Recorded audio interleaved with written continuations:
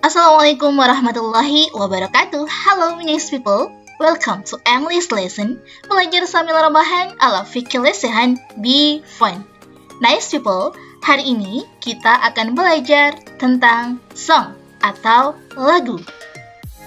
Apa saja yang akan kita pelajari di dalam materi lagu kali ini? Yang akan kita pelajari di materi lagu kali ini adalah tentang definition, kemudian social function, generic structure, dan yang terakhir tentang language features. Yang pertama, kita ke definition. Definition of song. So, what is song? Song is a composition made of lyric and music sung by human voice with distinct and fixed pitch at various of repetition sections.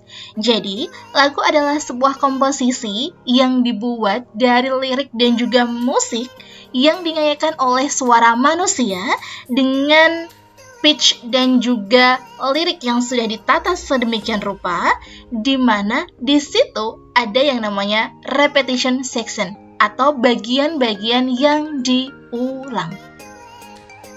Selanjutnya, kita ke social function. The social function of song yang pertama adalah to entertain the listener, untuk menghibur pendengar.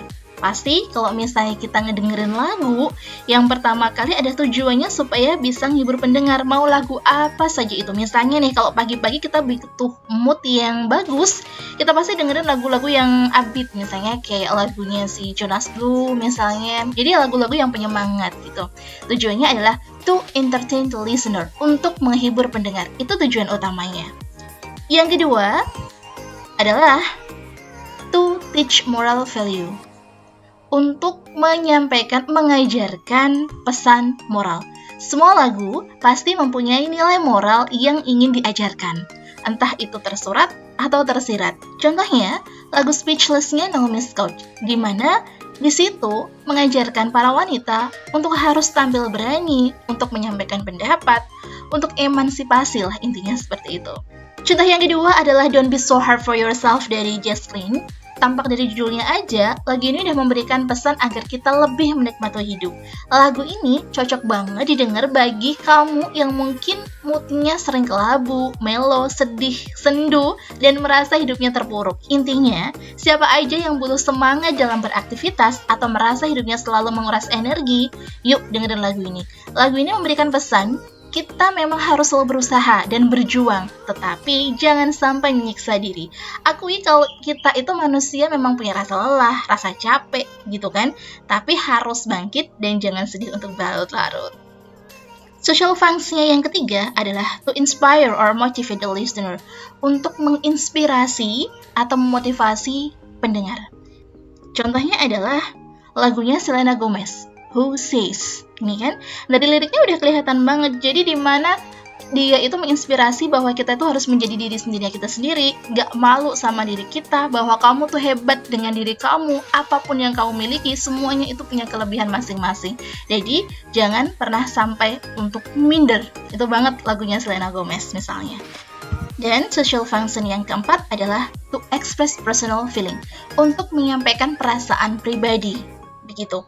Contohnya, misalnya kayak lagunya si Olivia Rodrigo, Driver's License, itu kan menceritakan di mana dia itu sudah berusaha untuk ngedapetin SIM demi pacarnya supaya nanti biar bisa pergi bareng pacarnya gitu, lebih mudah kalau misalnya dia mau kencan sama pacarnya. Tapi ternyata pacarnya di situ malah punya wanita lain begitu. Jadi di situ mengungkapin gimana perasaannya si Olivia Rodrigo di dalam lagunya Driver's License. Dan yang terakhir adalah to deliver social criticism. Namun untuk yang social function yang terakhir ini itu jarang-jarang banget ada gitu. Kalau misalnya lagu-lagu zaman dulu itu contohnya lagunya si Low Key Too Much, dia itu memberikan pesan atau memberikan kritik tentang korupsi yang ada saat itu. Sekarang kita lanjut ke berikutnya adalah generic structure. Generic structure of songs yang pertama adalah intro. Jadi, di dalam lagu itu yang pertama kali, itu ada yang namanya intro. Intro itu apa sih? Intro itu adalah awal lagu. Biasanya, intro ini berisi musik aja, jadi kayak musik doang gitu, atau enggak gitu dia berupa vokal doang. Yang kedua, ada yang namanya verse. Apa sih itu verse? Verse ini adalah pengantar ke chorus. Jadi, dia itu kayak once upon a time-nya kalau di dalam cerita naratif, jadi kayak awal-awalan gitu, pembukanya gitu. Biasanya verse ini di dalam lagu itu mempunyai beberapa verse. Nadanya sama antara verse yang pertama sama verse kedua atau verse ketiganya nadanya sama, cuman liriknya yang beda. Itu adalah verse. Generic structure yang ketiga adalah chorus. Chorus ini yang paling banyak diingat karena chorus adalah bagian yang paling sering diulang-ulang. Jadi kayak reference-nya. Jadi kalau misalnya bagian yang paling sering bagian yang paling sering banget diulang-ulang di dalam lagu, itu namanya adalah chorus. Kadang itu juga ada bagian yang sering diulang-ulang sebelum chorus, namanya adalah pre-chorus. Next, ada namanya bridge. Apa sih itu bridge? Bridge itu kayak kalau misalnya kita dengerin lagu pasti ada perubahan tempo. Jadi dari verse ke chorus, kemudian tiba-tiba ada perubahan tempo yang berbeda atau instrumental yang berbeda, biasanya lebih sedikit gitu. Itu namanya adalah bridge. Biasanya dia juga menghubungkan antara dari chorus menuju ke outro atau coda. Yang terakhir adalah coda. Coda ini adalah the end of song, jadi akhir dari lagu. Namun, generic structure di dalam lagu itu tidaklah selalu seperti ini. Jadi dia bersifat fleksibel. Kadang di dalam lagu itu hanya ada intro, kemudian hanya ada verse dan juga chorus, tanpa ada bridge atau coda. Bisa juga kadang itu hanya verse sama chorus, nggak ada pre-chorus juga ada. Jadi sangat-sangat fleksibel, nggak harus semuanya masuk di dalam sebuah lagu. Nah, berikutnya kita ke language features of song.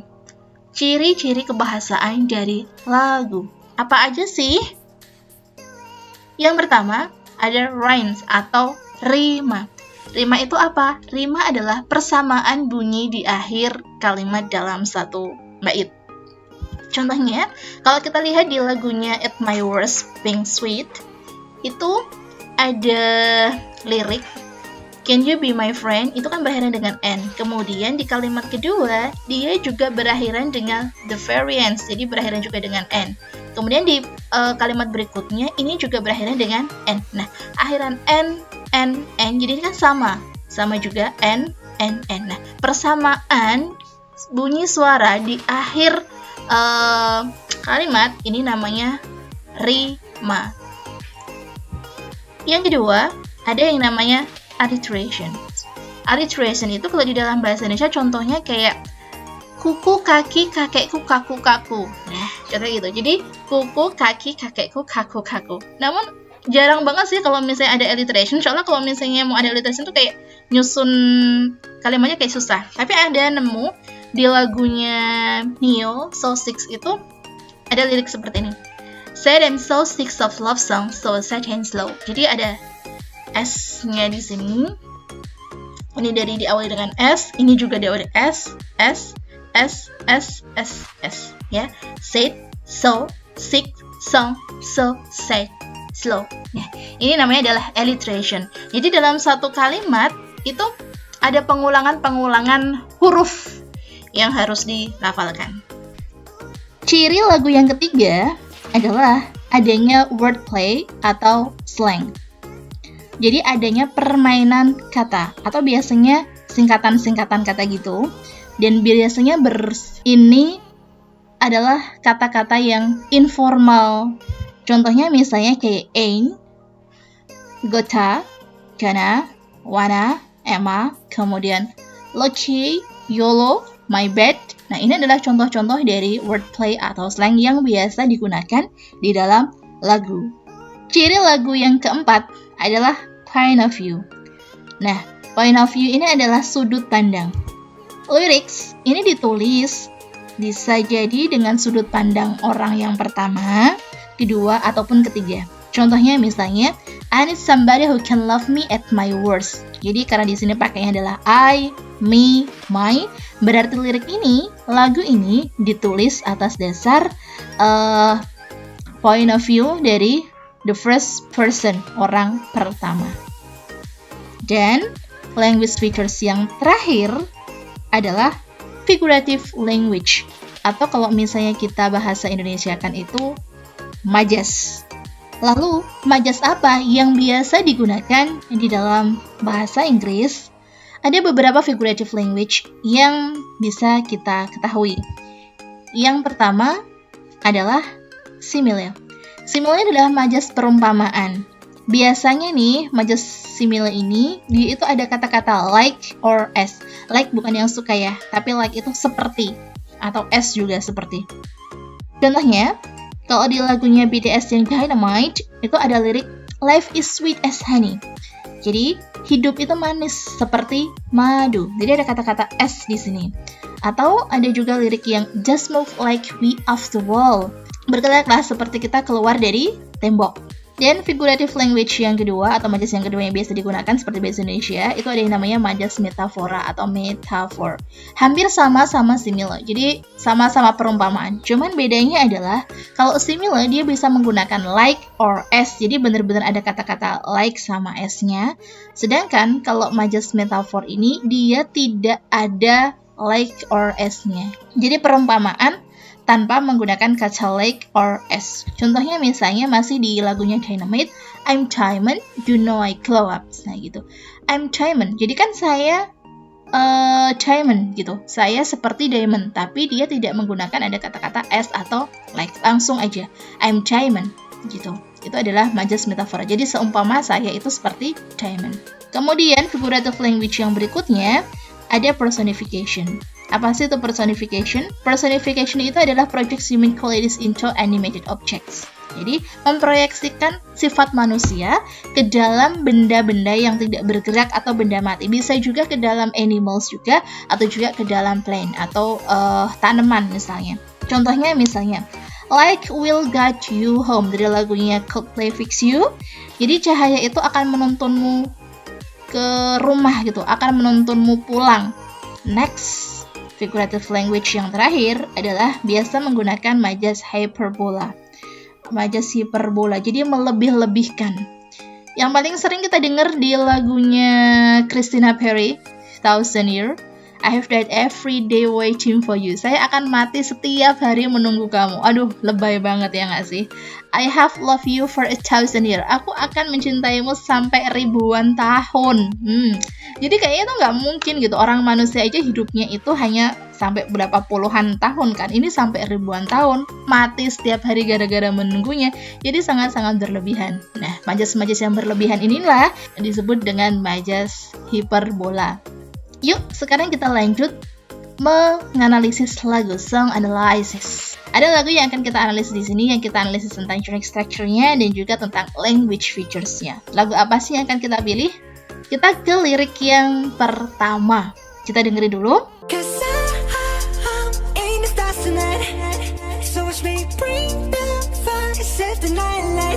Karena ini hanya berupa vokal saja, belum berupa musik.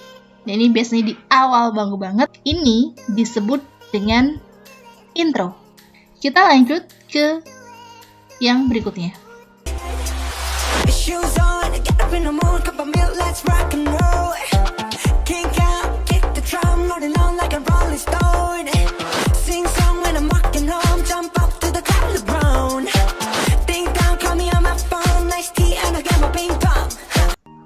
Dari nada sudah berbeda.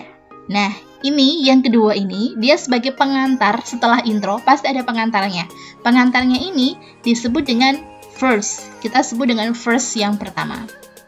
Kita ke berikutnya.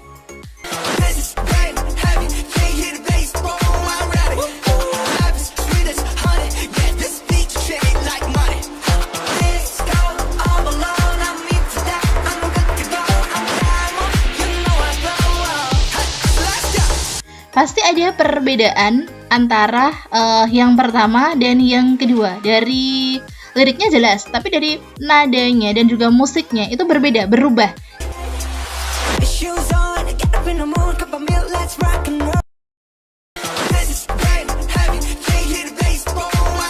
Yang kedua ini disebut dengan pre-chorus.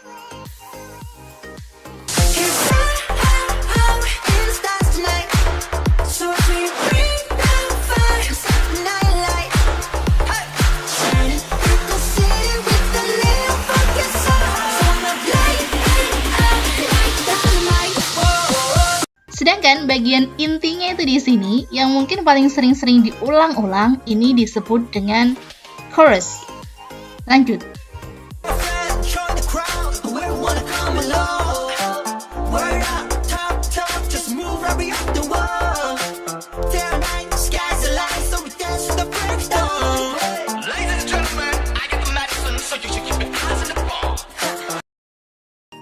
Secara nada, yang di bagian ini itu hampir sama kayak yang di verse pertama. Cuman beda liriknya aja, tapi nadanya hampir sama.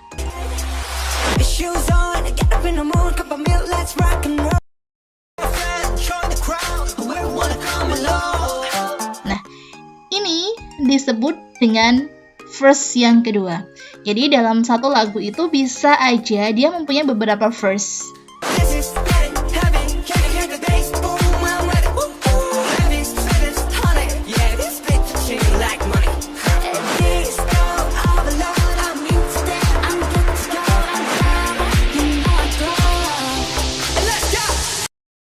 Nah, ini sama kayak yang di sini, sama saja.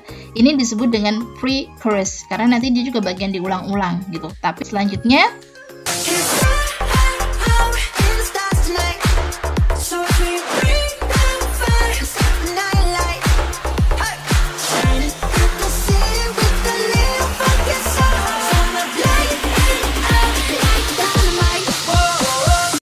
sama dengan ini kan secara liriknya dan juga nadanya dan bagian yang sering diulang banget, intinya ini disebut dengan chorus.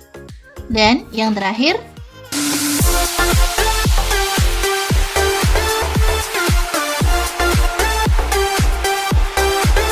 secara tempo ini berubah dan juga instrumennya juga sepertinya berubah gitu kan.